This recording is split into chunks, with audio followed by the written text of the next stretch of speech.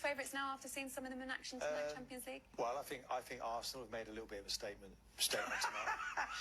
The biased nature of the commentators and pundits for the major broadcasters now is out of control. That was Martin Keown being asked last night who his favourites for the Champions League were, and after one performance, he says Arsenal. And of course, Steve McManaman cannot stop himself from laughing because it's just such a joke. Keown only ever talks about Arsenal and then gets angry on TalkSport every day if anyone ever says anything bad about Arsenal. Why do they employ people who are just so one-sided? I don't get it. And Jamie Carragher is another great example. You little dancer! Whenever Liverpool are playing and score a goal on Sky, it's completely ridiculous. What happened to impartiality? I'm going to add Gary Neville into the mix as well. I like what Neville does on co-commentary and as a pundit, but when Manchester United are doing well, he puts them in his predicted top 4 every single season at the beginning when he's asked for his predictions. And yet, even by the fourth game, like we are now, they're showing that they're absolutely terrible. He cannot stop himself. One thing I'll give for him, though, is at least he goes in on them when they're doing badly.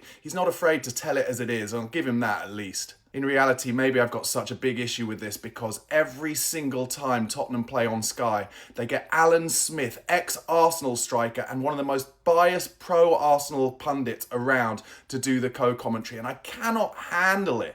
Not only is he just quite morose and monotone in his delivery, but also he's just anti-Spurs. He always has been. And as a big Tottenham fan, to hear him doing the commentary on Spurs games winds me up. So maybe that's where my whole problem on the biased nature of it comes from. Who do you think is the most biased commentator or pundit, though? Let me know.